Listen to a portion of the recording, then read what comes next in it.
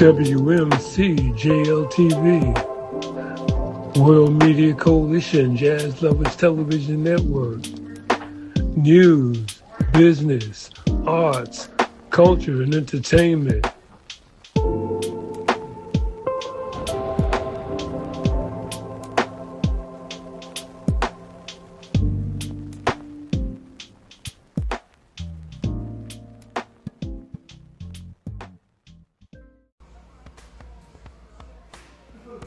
Udama Akiyur, Lion of the New Dawn. And there's Yanak Merkut, Anuk Datianet Merkut, Anuk Merkut. Udama Akiyur, Lion of the New Dawn. WMCJLTV, Sunday, May 31st, 2 p.m. on our Yandex platform, brings you Her Excellency, Mandisa Mbane,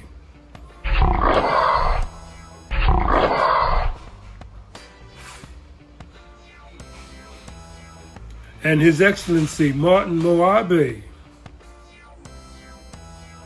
and Her Excellency Aisha Nsamba Malimba from the ancient land of Azania, South Africa.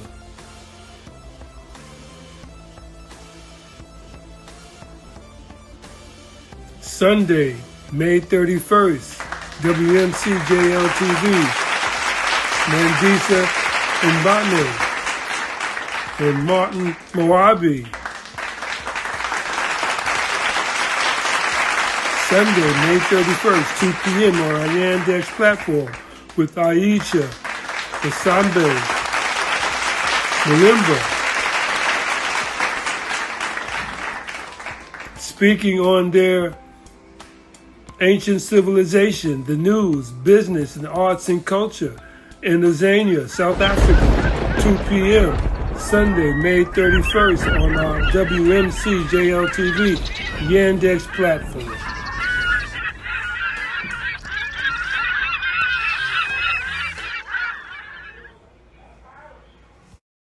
Peace, Akis Malik, Kings and Queens. This is WMCJLTV, World Media Coalition, Jazz Lovers Television. Welcome to our live show.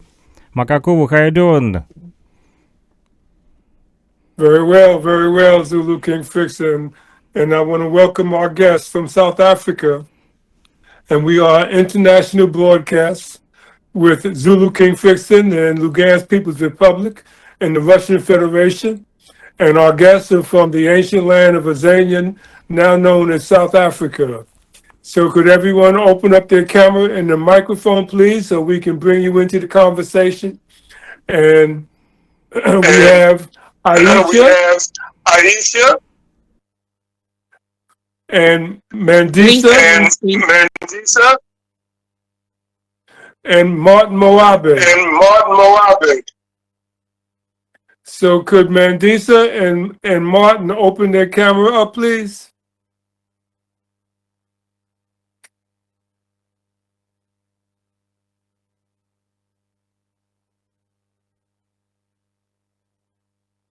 Many people don't know that the ancient name of South Africa is Azania. And I want to ask Aisha, since she's the only one on camera right now, when you were in the educational system in South Africa, did you learn anything about the ancient culture and the land and the people under the educational system of the Europeans who changed the name of the land to South Africa? No, unfortunately not. Under the education system, we didn't actually learn much about the culture, the land. I think they brushed over it with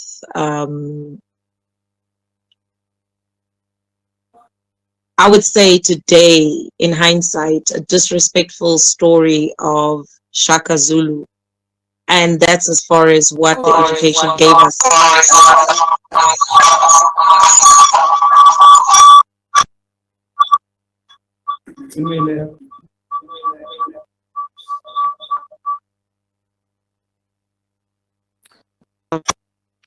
Yeah, so they just brushed it off, letting us know that he sold the land for salt, or he gave the land for salt, and that's about it, right? They didn't tell us that he defeated the British Army 3 times. They didn't speak about all the great other kings, you know?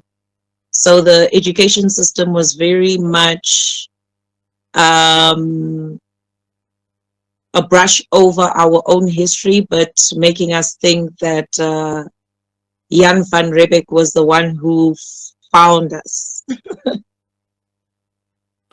That is the typical strategy that all of the European invaders who call themselves settlers or colonizers implemented not only on the continent of Africa or Al-Kibalon, but implemented everywhere they went with their church, their Bible, and their false God. And I got to say that like that because that whole structure is responsible for what is happening now, not only in places there, but in other places as well. We'll get into that in a moment. In the meantime, give us some background on what you know about Azania and how it has influenced your thinking.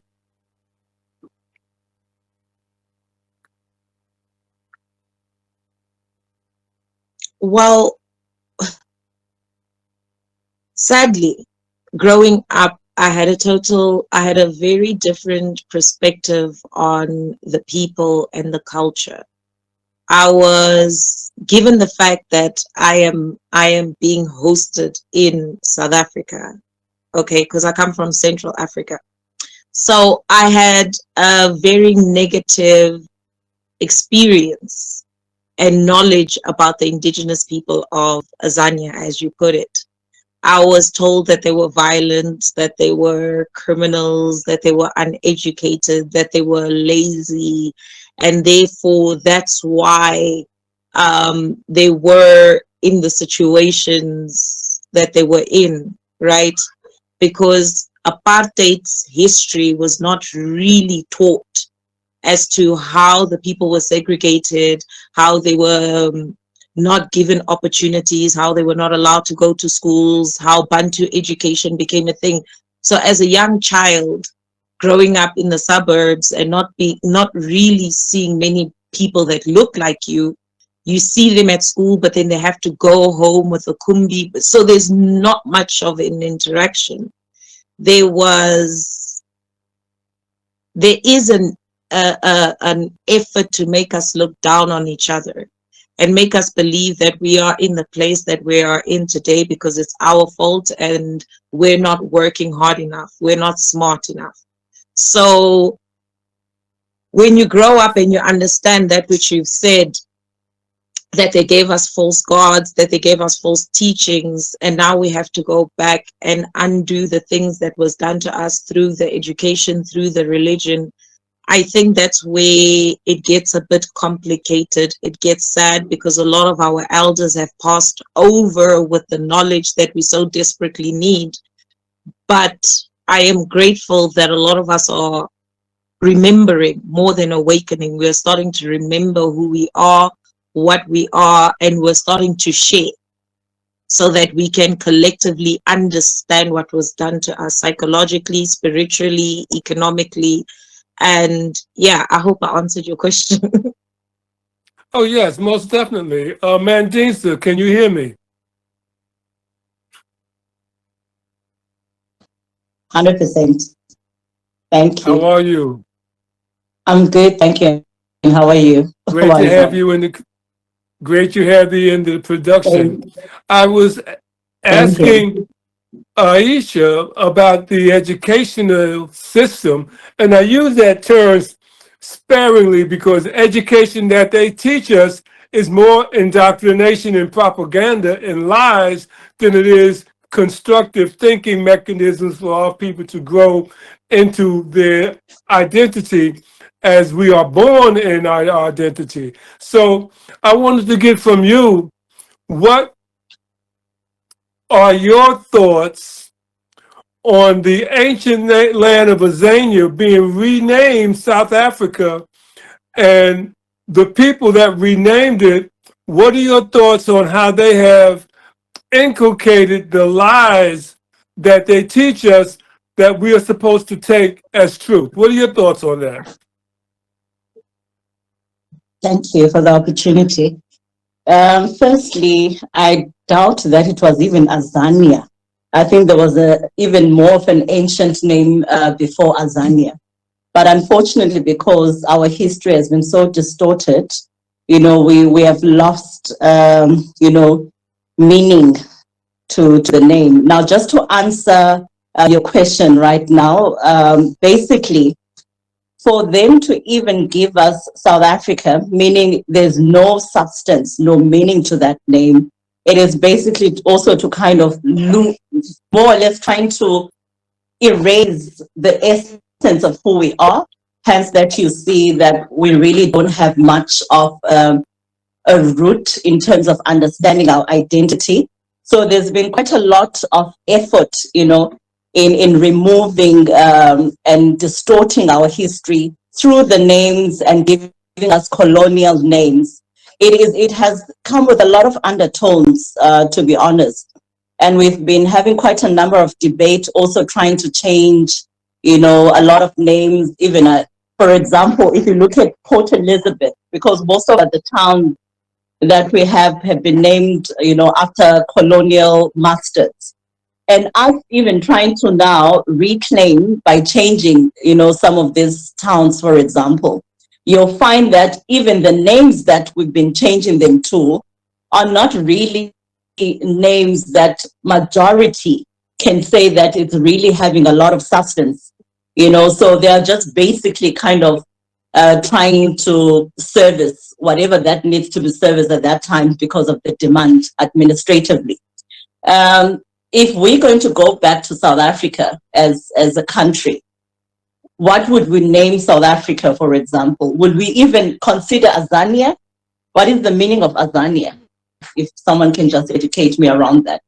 Because we had names like Mosatania, I think so, one of the names we used to have in South Africa as a pointer as well. We used to have names as, there's this particular from Mapungukwe, if you remember, that is where we can point some of our civilization in South Africa. So if you have names such as Mapungukwe, you would definitely know that there was a meaning and substance to that, meaning that even the Azania is also I would like to think it's a colonial name. Can I stand to be corrected? Because I feel that there's also a much far-reaching name that we could actually be able to point, ourselves as the Southern people, a name that can have more of a substance. So I don't know if I'm answering you, to a certain degree, but we have lost a lot of essence, and it's important. You've muted, and it's important that we do get, back our identity, because name is an identity. Name has a lot of meaning. Name also is the direction in which each and every people, the indigenous people of that particular, country should be identifying with. And currently, if you can see, we really don't have a point direction, because we don't have a name that speaks to the natives, a name that speaks to who we are, as a nation. You actually did doing fine with your explanation, because it dovetails into a lot of what's going on now. We're going to get into that. And I want to ask you about, either one of you can answer this question, about the voice and the leadership of Julius Malema in South Africa, because he's recently been convicted and sentenced to 7 years, although his conviction is being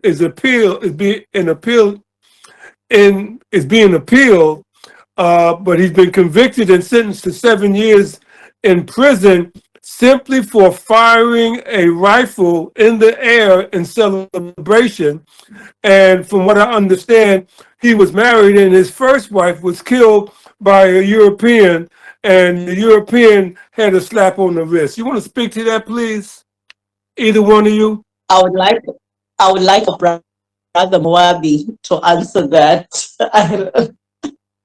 Is Moabi still with us? I don't Moabi, see him. Do you see it? Do you see Moabi, Flixen? let me ask. No, I see it. No, we Oh, he are was- he can't see too we only much. four. We only four in the room now. Okay, he's not on now. So Aisha, you want to start with that question, and we'll go back to Mandisa in a moment. Okay. I'm not familiar with his first wife being unalived. This is news to me. But first and foremost, myself, I see politics as another tool of destruction and division, right?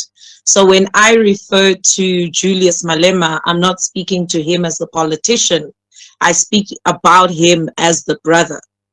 And because I really want to keep myself clean from politics, because I see that once we commit to a political party, you cannot see another as your brother or a sister.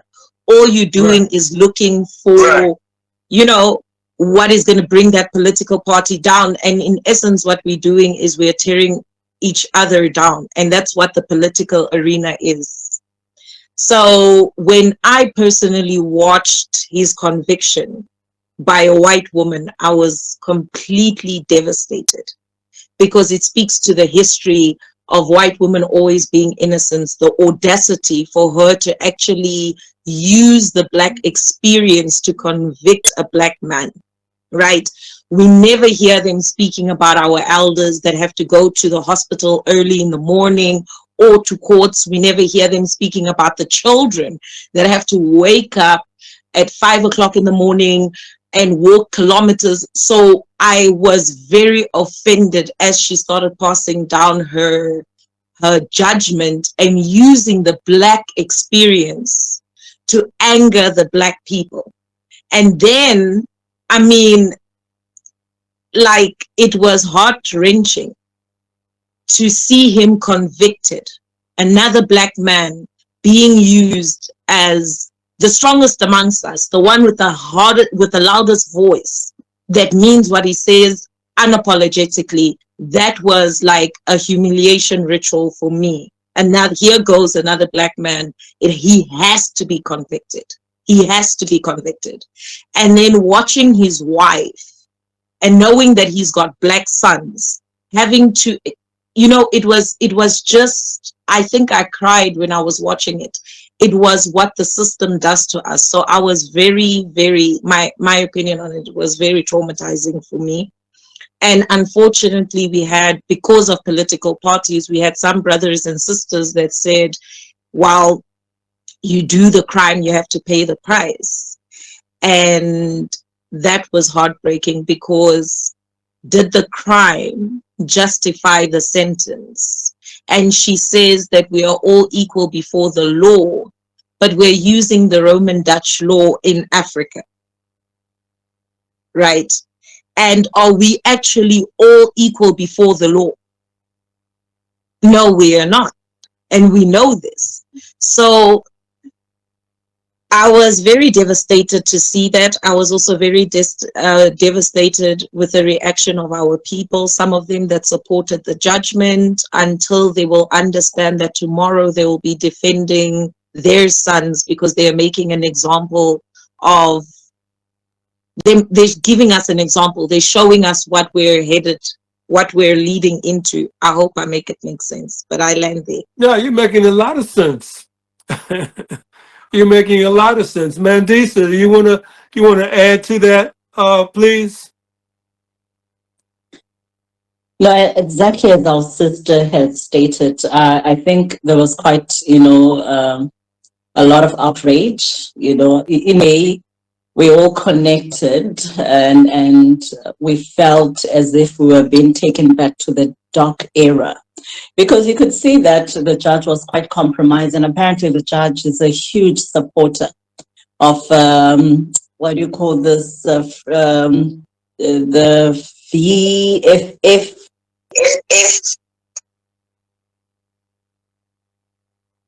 Come again? The free, yeah. So she was quite compromised, because every time you could hear that the particular party was being questioned, her position was very much compromised. I think it was quite expected by majority of us, her rule, because we had already seen, where her sentiments were lying. But I think more than anything, from where they were all sharing different parties, we all had one kind of interest, and we were the same, or sharing, perhaps solidarity at that moment, if I can put it that way. Whether were an opposition party, whether you were ANC, majority of the Black masses for that ruling, they all shared the sentiments, and I felt that at that particular moment, they were all behind Julius Malema. One thing that I can say, whether you share his ideology or the party's ideology, Malema stands for all Black people. If you cannot understand what he stands for, meaning that you as a Black person, you don't understand what you're up against, and you don't understand and respect the fact that, we need the total holistic, liberation as the Black people. So he does not just speak for himself or the EFF, he speaks for each and every child of the soil. So for me, the judgment had so many tones, but also kind of showed, the cracks within our judicial system, our laws in the country, because for some reason, the law that the judge had used was a law that was used, was it in 18 something? I corrected, but she had to go in reference to a law of 18 something. Yeah, it was there stated. So that on itself kind of took back. That's why I wanted Moabi, because he was going to context better than I am doing so right now. But the law that she had quoted, and used as a point of judgment against Julius was not a law that currently it's standing. So that on itself was showing you that there was a lot of, it was quite premeditated.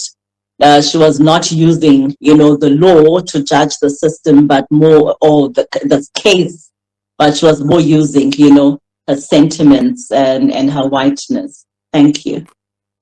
Thank you. Thank you both. I see Moabi has come in. Moabi, would you open your mic and your camera, please? And in the meantime, Frickson, do you have any questions for either one of our guests? No, just to listen to you and trying to bring more people to our conversation. Send some requests for our people from Zulu Nation also, who now in South Africa. Excellent, excellent, excellent. Now, both of you have spoken in terms of the mindset that has been inculcated in our people there. And that mindset is a mindset that speaks to the denial of the culture, the language, and the people. For example, even the language that I'm speaking with you now is a language of oppression, the English language, and most of the world has been taught the English language, not as a means to be able to communicate effectively with one another, but as a means of enslavement with the ideas that the language brings through the falsehood of religion and so-called history that denies our chronology as a people. And part of that is being exhibited now in what is happening there with what they call xenophobia. Because the xenophobia that's being perpetuated is being financed, if you watch it very closely, is being financed by the apartheid dollars of the controllers of the economic system. And what do I mean by that? I mean that the outcry is that the native South African who claims to be South African, and normally when you talk about a people, the people name themselves after their land. So when we look at what is happening, you got Nigerians, Ghanaians, people from Cameroon who have migrated to the territory of South Africa. And Mandisa, you made a very, very poignant statement about the lands being named by the Europeans, the countries being named by the Europeans. And you did mention the Berlin Conference of 1888, but that's where those names come from. So when the people say they are Ghanaian, well, the Ghanaian people are named by the Europeans because the Europeans claimed the name, made the name. So the xenophobia, which is being orchestrated by the economic conditions, where people saying the immigrants have come into South Africa and taken their jobs. Do you want to speak about that? Speak about that, either one of you, and both of you can. But we go with either one of you who wants to begin first, please.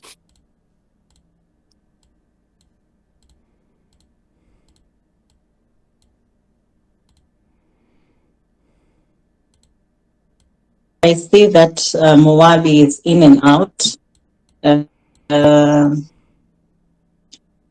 To be honest, I can sound quite controversial if I'm going to say that majority of South Africans are not xenophobic. I'll tell you why. We come from communities where we have integrated quite well with our brothers and sisters. We grew up with Zimbabweans, to a certain point, if I speak to the elders, there's a term that they used for foreign nationals. They used to call them Swahili. Everyone was a Swahili, whether it was of Ghanaian national, whether it's of, that was just a classification of sisters of foreign, land. And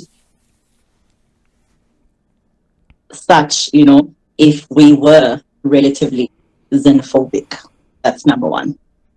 Even from the community that I come from, there's even a street which is predominantly Congolese. So there's no way you can tell me that we are xenophobic if we are able to integrate and assimilate, with foreign nationals from the grassroots. The issue always starts with systematic political distortion. And this is where our challenges are always coming from, because it's always an agenda that is based, and unfortunately this agenda, majority of the people on the forefront of these movements, if you check their history, they're very much compromised in the sense that they haven't political affiliation, they are funded. We're just seeing an unfortunate video which just resurfaced where the head of MK, that away to the one we love, clearly claiming his Mtagati. I know Gaz is disappointed on this one. But there is Jacob Zuma proudly, speaking and talking on the matter. which clearly gives us an indicator that is one of the people that is funding. If you look, for example, the March and March. Say that again, Pete. You said Jacob Zuma is funding it? Let me put it in the simplest term. There's a compromising video. Let me put it in the there's a compromising video that just surfaced, and he's talking to one of the organizers of this March and March. And he does not speak, unfortunately. I'm trying to be very politically correct in my statement, but he does not speak of someone that he does. I'm going to share that video with you. He does not speak as someone who's condemning what is happening, but he definitely speaks as someone who's in support of what is happening. So it also kind of gives you, you see the situation, as I was saying, at the larger scale. I would not want to say South Africans are xenophobic, as I was saying, giving you the background of how we have assimilated, how we've integrated with people of foreign descent in our townships. Classical example. We stay with them, but unfortunately, where the issues come is always from the political sphere, from the systematic sphere, where they are using their politics, right? Or using the system to give a certain narrative, which that narrative, unfortunately, on the ground might not be. But when I then speak about South Africans, I definitely can tell you that they are very politically inferior, or still infants when it comes to, being politically, what's the word? I'm speaking and then trying to caution myself also. But, when it comes to that, because if you check the posture, just if you take just an ordinary person and try to check their posture, you'll find that there's still influence, because any person can come and push a narrative and they'll be going with that. What is the political landscape? Geopolitically, how are we positioned? Where do we come from? So that, fortunately, given a certain posture, on the people on the ground of not really understanding politics, because if they did understand where they come from and understand the politics, they would understand that it's the same program that is being used currently. Same propaganda. Nothing has changed. It's the same script, unfortunately. And I won't say where that script is coming from and why a particular set of people are being used to push that narrative, but it's what it is. I 100% condone the xenophobic attacks, if we're going to put it like that, for criminality more than anything. Than us even calling it as xenophobic. It's criminality because it's being funded, and an agenda is being pushed, and there's a lot of criminality, or just a lot of elements that we can see that it's just trying to push a certain discourse, and a certain narrative, which is against. It's against the people that, because as the nation, yes, the frustration is around unemployment, the frustration is around criminality. However, it is misdirected, because we're really not going to, the ministries that we are supposed to be going to. For a classical example, if you sit and you try to see how they're even saying that Mabahambe, it's because of Julius. Julius is not even in government. And yet they fear to actually take it upon, their GNU. And we know who's in government and we know who's heading, the immigration office or home affairs. We know who's heading it, that department. It's not Julius in government. So I'll just leave it. Well, that's been a very excellent explanation. Aisha, and give us your take, please.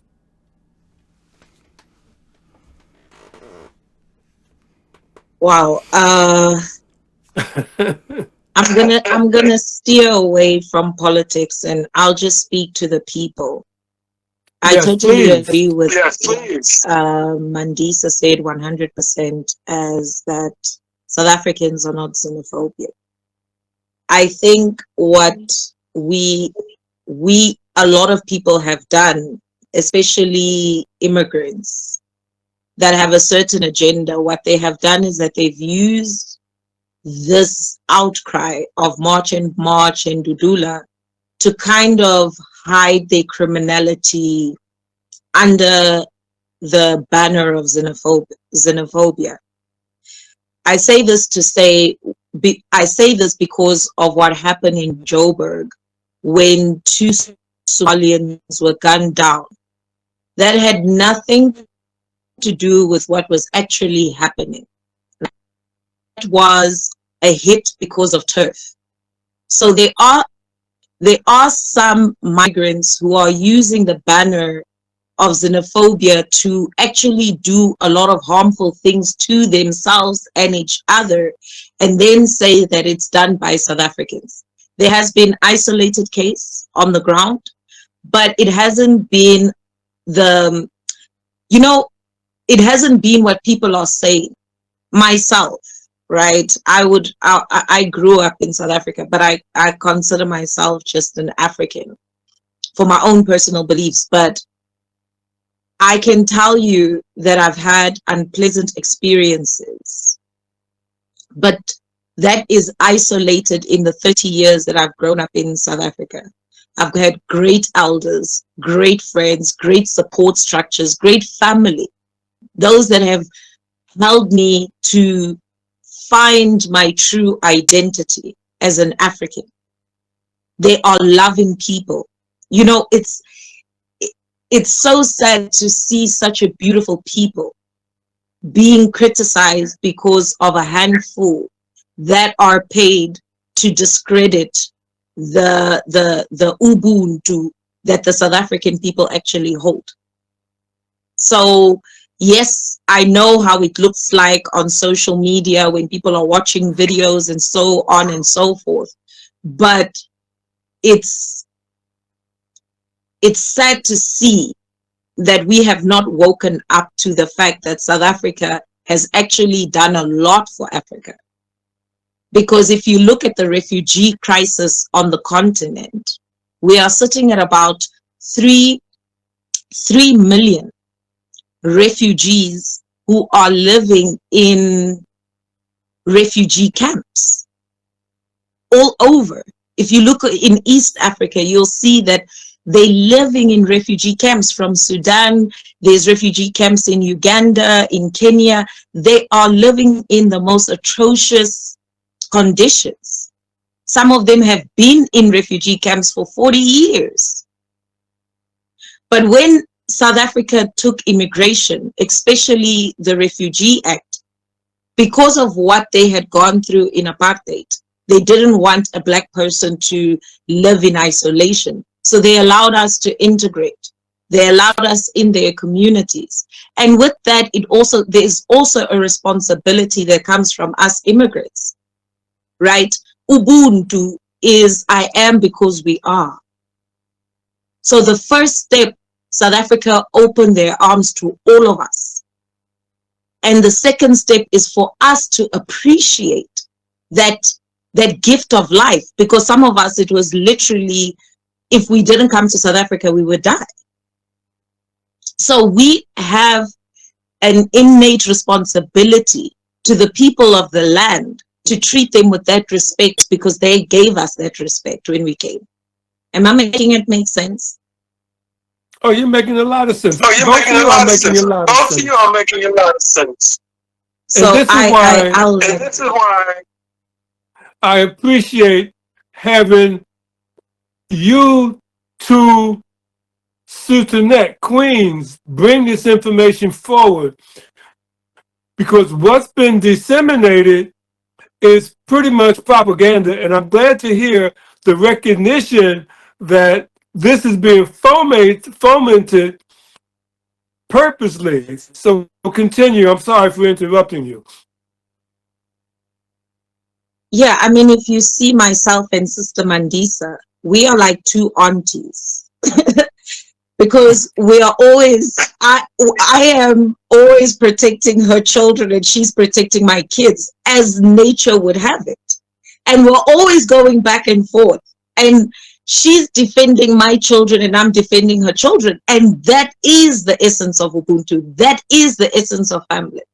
Because the whole idea is not me being right or her being right, is about what is just, what is truth. What message do we want to give to the Black children?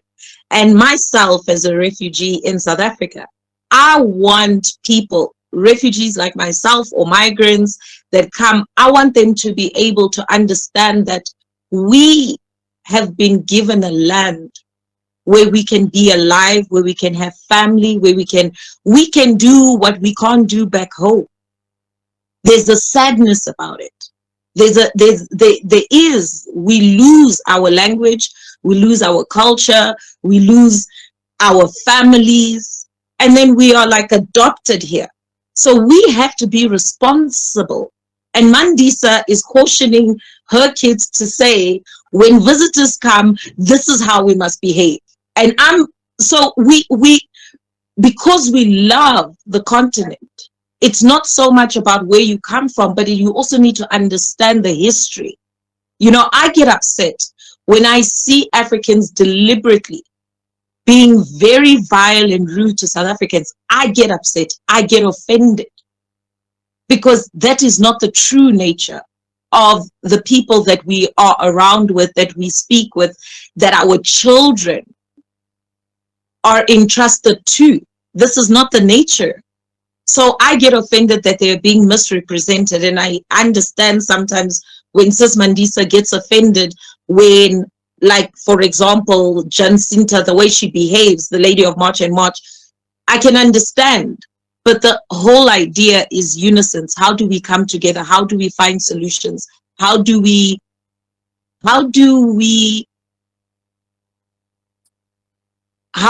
represent ourselves in the best way we can?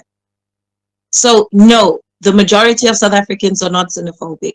Yes, there is a political pool that wants to paint. I know the agenda, why they want Africa to turn on South Africa. I'm sure everybody knows about the Cape exit. I know that we can see the power struggle between the opposition that is now part of the GNU, AfriForum. Clear messages are being sent to us. And I can't understand why we as a people cannot sit back and say we will not be played. If we understand that this group has been paid to do this as Africans, why do we then dance to the same tune? Because, do you understand what I'm saying? We are just as bad as them if we are going to come out and say South Africans are xenophobic, we must cut South Africa out of Africa, let them do this. I get offended. It hurts my feelings because I'm aware of the game that's being played. I hope I make it make sense, but I'll end there. Thank you. No, you're making a lot of sense. Both of you have made a lot of sense, because on the outside looking in, it's the same type of strategy that has been used over and over and over against our people. And when you are politically astute, meaning that you see the strategy for what it is. It is a conquering strategy based on genocidal activity, and it's being funded from the outside. Case in point, although the substance is different, here in the United States, they've used the drugs to implement the same strategy. They use cocaine, they use heroin for decades to destroy our people. It's the same strategy, whether they're using a group of people to do it or whether they're using a substance to do it. It's the same strategy. The destruction of a people, the usurping of their resources, and the claiming of their land. So you're speaking to what I see. So when I see what's on social media or Facebook or what's on YouTube, although you see the group, you don't see what's behind the group. You don't see the mindset that's behind the group that's manipulating the minds of the people in the group. So the people in the group think they're doing what their free will is, but they're actually operating from the instructions of a hidden hand. So I hear clearly what you're saying, and I appreciate it. Frickson, you want to give them some information on your situation where you are so that they can get a clear picture that the same strategy is being played where you live. Oh yeah, we are living in the war zone. You know, from 2014, we have 12 long years of civil war, and we are divided from Ukrainian government. Back in the days before 2014, we was a part of Ukraine, but from 2014, we are divided from this country, from Kiev regime, because we are the most part of our territory, of our region, Donbass area. We are the most the Russian people, and my fathers and grandfathers always was the Russians, and that's why the civil war was started about the war of mentalities, you know, because Ukrainian government tried to take back our culture. You know, they trying to press us. We was under pressure because they try delete our Russian culture and Russian language from our schools. You know, and that's why we not support the government, and we are divided from them from 2014, and this conflict was started back in the days, like, you know, maybe you know, now in the mainstream media, most mainstream media tells that this is so-called war between Russia and Ukraine, but it's not true. It's its mainstream media tells a lie, because the conflict was started between our people, mostly in that Ukraine, because like I said, back in the days we was a part of Ukraine, our territory, the Donbass area, but our people, Russian mentality people, was attacked by neo-Nazis who came to our territory. This is that you know, some people who wanted to make genocide of Russian people, and this is mostly that neo-Nazis who using the weapons, and this was the in 2014. This was the start of the civil war.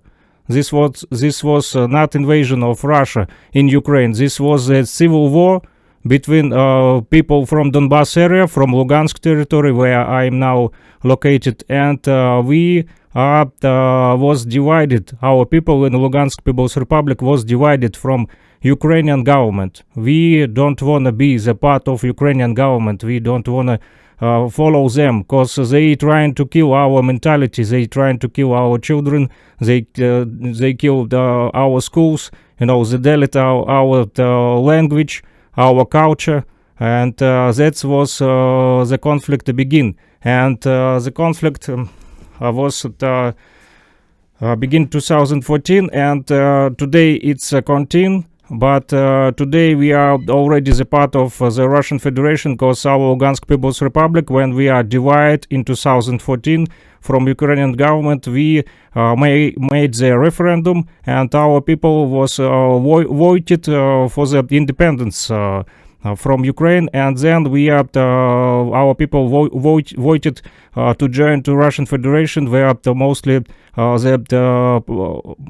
mostly our fathers and grandfathers was back in the days, and now we are part of Russian Federation, and conflict is still continue, and today it's conflict with the modern weapons, with the drones.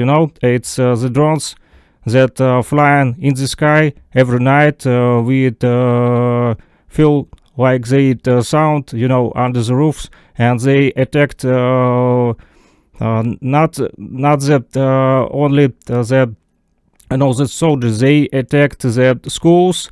Maybe you heard this news was not on mainstream media, but on our WMCJLTV. We was made the production about the attack of school in Starobelsk city, where was some kids was murdered by Ukrainian government. The 21 children was in the campus of university in Starobelsk city. It's Lugansk People's Republic, and they was just in the camp of the university. They was sleeping in the night. It was night 22nd of May 2026 this year, not so long. And when the students was in the camp, and they are sleeping, they was shot by 16 drones. 16 drones from Ukrainian army was attacked this campus of university. 16 drones. Bring that footage out. Let them see that, please, Fixin'. Yeah, I need to find it. So this begins to answer the question that Aisha asked at the beginning before we even started the production. She asked if we did a podcast and what is it that we do? Well, we are the World Media Coalition Jazz Lovers Television Network. And we bring news, business, arts, culture, and entertainment that the mainstream media systematically ignores. That's why the conversation between you and Aisha is so important, because you're bringing the information from the other side of what's being broadcast in mainstream media and on social media about what's happening in South Africa. And with what Fixin just said about the attacks of 16 drones on the university there of students by the Ukrainian army, that's not being reported. That's not being reported in mainstream media. So the World Media Coalition, no, we don't do podcasts. We don't do anything that represents the mainstream media's style or paradigm of production. What we do is what we decide we do, and we develop our own paradigm. Continue, Fixin'. Yeah, okay. Thank you. We can watch the video.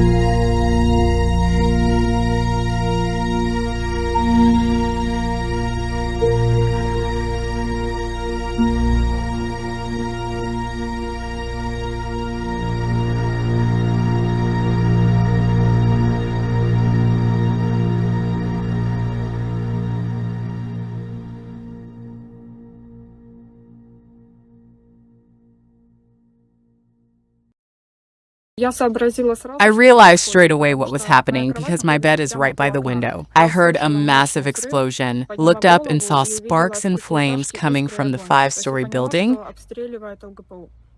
I realized that the LSPU, our LSPU department, was under fire. I got up just as I was in my light night dress and ran down to the ground floor to the children. There were about 16 students from the faculty on the ground floor. The duty officer and security were there. When the 5-story building was being shelled, the security guards bravely went right under the shelling to rescue the children.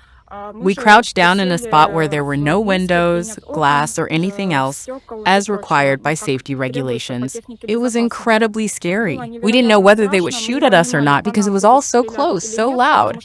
Plaster was falling on us. They were screaming, crying, and terrified. There were some children who managed to keep their composure, and at first I was in a state of shock too. A student and I held hands, crouched down, and didn't know what to do next. I realized that, judging by the intensity of the shelling, if they hit our building, it would most likely not withstand the impact. So I asked the duty officer to open the exit to the kitchen. She went, checked, and opened it so there would be no obstacles at all to running out. The exit from the kitchen is a spare one, an emergency exit. It leads out onto the road. We ran out onto the road with the children. There were about 30 children with me. Sat Elena Yurieva, Starobelsk college teacher, Russian. We were just trying to figure out how to get to safety. The duty officer provided first aid. Sat Elena Yurieva, Starobelsk college teacher, Russian.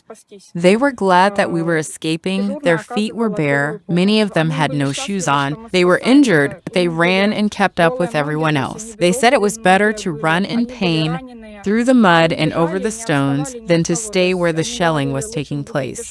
I couldn't see anything because we ran out onto the road. We saw the flames, the building on fire, and that it was being shelled. I just can't believe that this really happened. How could anyone shoot at children? There's never anyone there except the students and the duty officer. In the evening or at night, there are only students and the duty officer. During the day, there are students, the teaching staff, and the administration. No one else can be there. That night, the 5-story building was mostly filled with college students and one duty officer. Right now, it feels as though I'm still asleep and none of this is really happening. I can't quite believe it's all true. I'm still in shock. Our department organized things so that the teachers decided to take in as many children as they could. That is, several cars full of department staff arrived, and the teachers took the children who had been with me back to their own homes. 4, 5, or 8 children each, as many as they could. And then I don't remember what happened. Well, it started collapsing, and that's all. And then I finally woke up when the rescuers arrived. There was a young girl right next to me, and she was screaming. I couldn't be heard at all. But then, as I understand it, she said that they would pull both of us out. This is that you can see on mainstream media, you know, and Ukrainian government today said that they bombed the soldiers who trying to teach in this university to drones, but it is a fake, you know.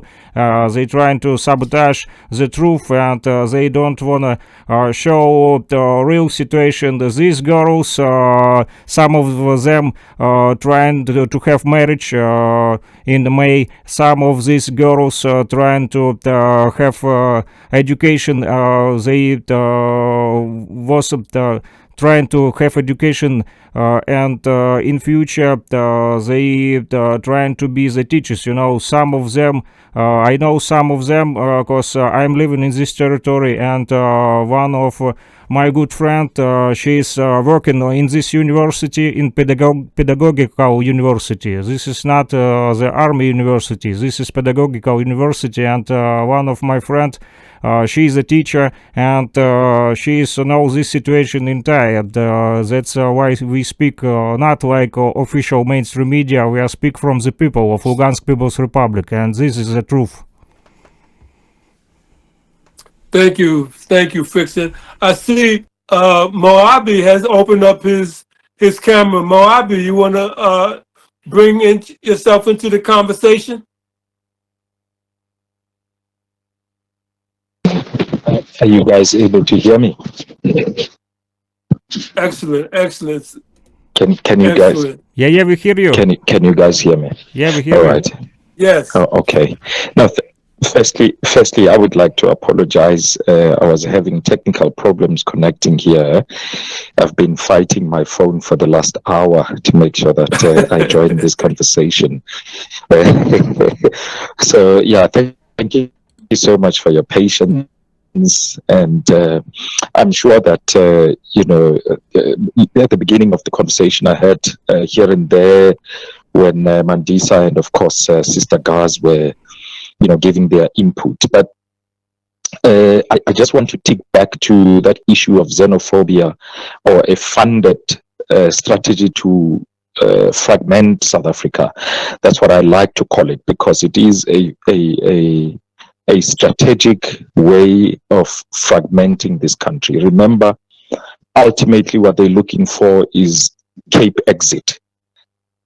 They want an independent Cape Town where Europeans are going to have their own government and their own everything there. And now what they're doing is they're using the people inland to fight amongst each other, to remove their attention from the end goal. So this is a well thought out program. It's a well funded thing, so to speak, and it's in full swing, and it's not going to stop anytime soon. Now, my take is that I think more than anything now, South Africa needs the international leftist help, because the colonizers as well as capitalists can see that there is a possibility of them fragmenting South Africa, thereby recolonizing Africa as a whole. So I think the entire globe of black people, and of course all progressive organizations around the globe, need to come together and intervene on this. Having conversations alone is not going to assist us in any way, as far as I'm concerned. It is well funded. There's a lot of money that is going out to do this. I don't know if you guys saw the news today, where the Independent Electoral Commission of South Africa actually released the funders of different political parties in South Africa. It was released today. That report was released today. It's shocking. It's horrible. You can see that there is a lot of money that is being used to make sure that the voice of the left, the voice of progressive, is being silenced. So I think now more than anything, South Africa needs help. But I think where we need to start mainly is to create independent platform of media which are reaching to our people, because what they're doing now is they are actually out in full force using the media to make sure that they push their propaganda. So it's either social media, podcasts, or even radio, because or shall I say national or mainstream media, so to speak. So that's where they are. They are there. They want to make sure that they feed the nation with wrong information. What was happening in Rwanda is coming in South Africa, where media is being used to make sure that propaganda is pushed. So I think we need to push back.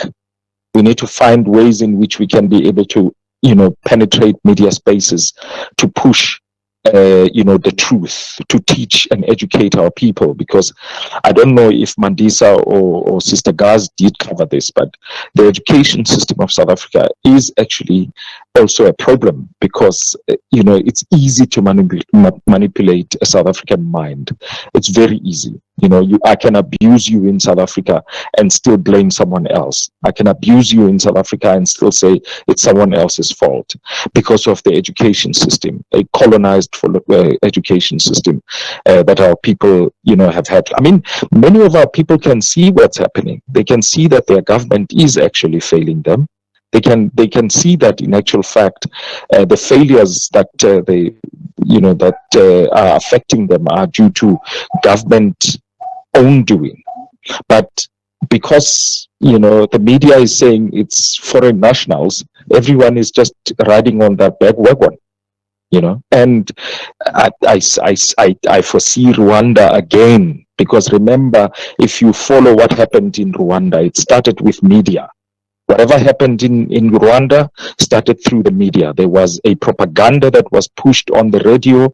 There was a propaganda that was pushed on Rwandan television for the Hutus and the Tutsis to find themselves killing each other in that manner that they did. So this is exactly what is happening now. They are using social media, podcast, and they are also using mainstream media. So I think you know, if we can follow the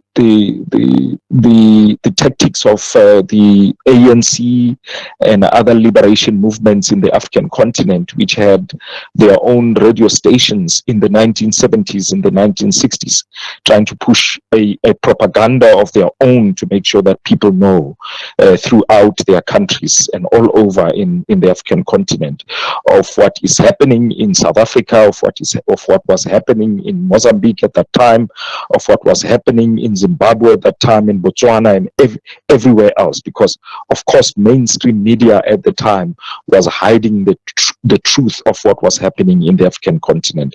So those who were in the know, those who were smart, they opened parallel radio stations to make sure that you know, the real truth is being preached out there and people understand what it is that is happening. So I think that's where we need to start, majority of us. Thank you very much.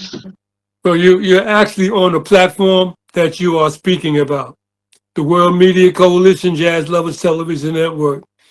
This is a platform where we can bring news, business, arts, culture, and entertainment that mainstream media systematically ignores. And I want to address a couple of things that you said. Number one, you mentioned about the left or the progressive.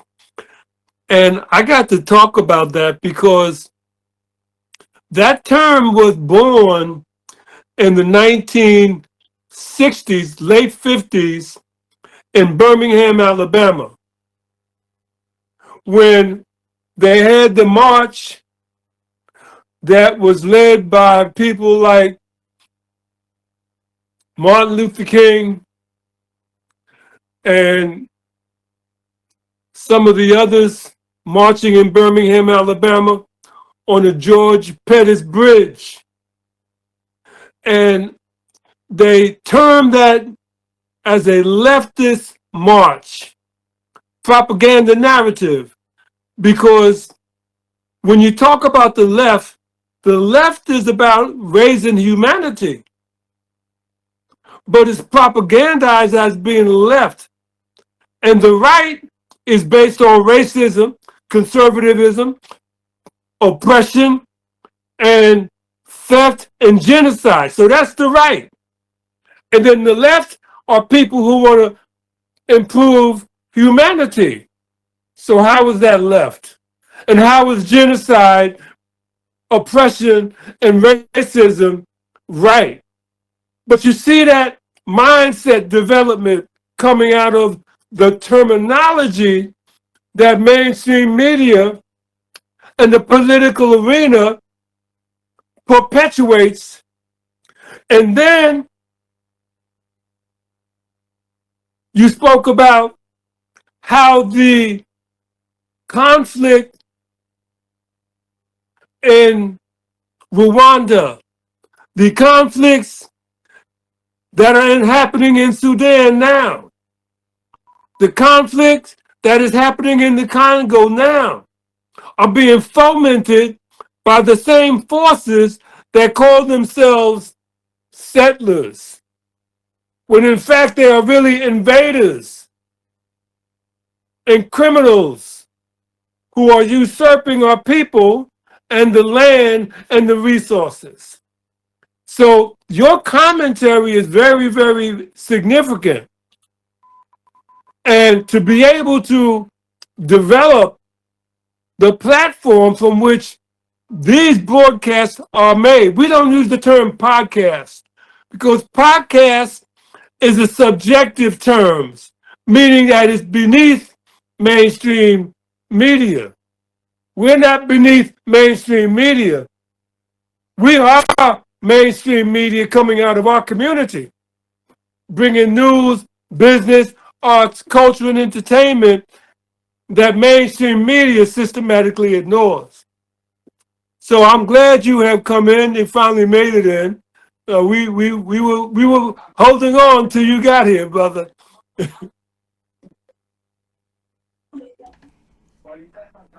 So Fixin, Yeah. you want to take us out?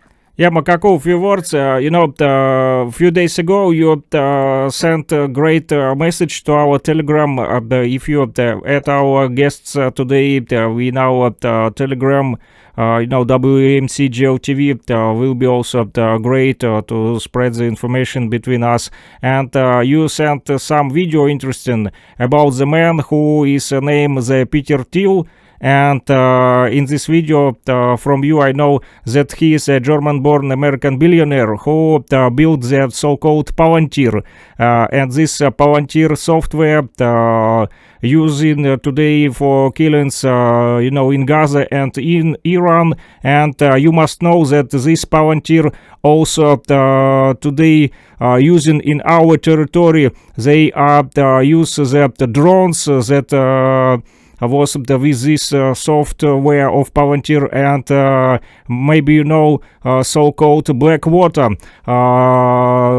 war international soldiers company, and they in Ukrainian territory they today built the laboratory of the weapons using with the drones and the software of Palantir. So your information was very important, Makaku.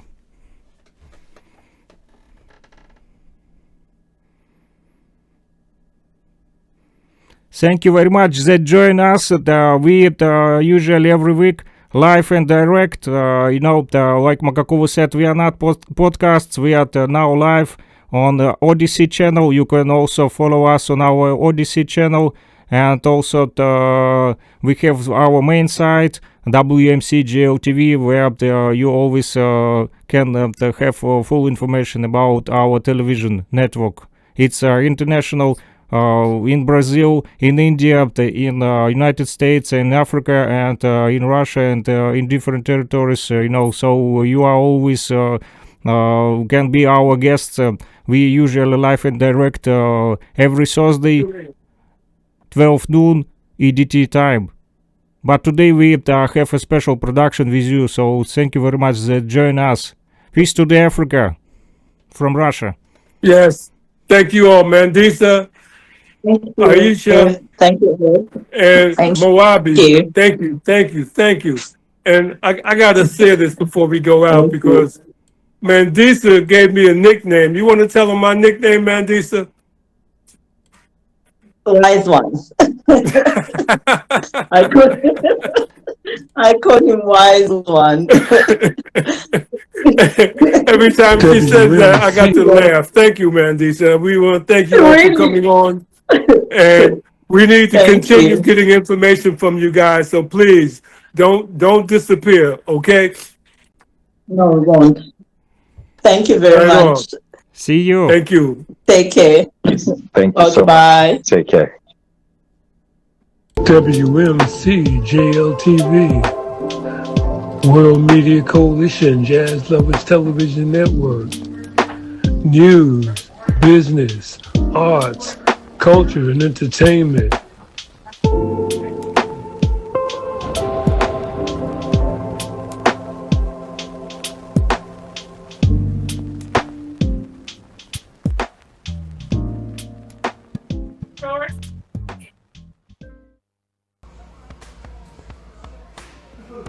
Udama Akiyua, Lion of the New Dawn.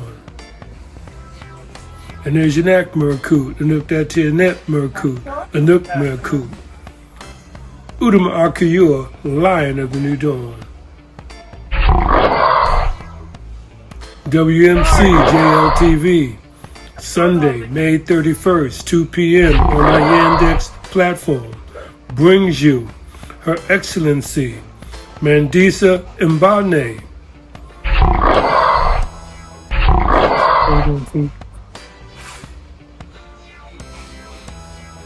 and His Excellency Martin Moabe,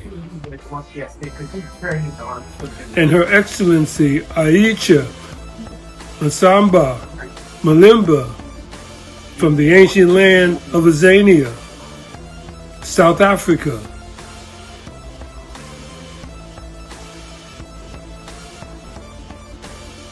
Sunday, May 31st, WMCJLTV, Mandisa Mbane and Martin Moabi.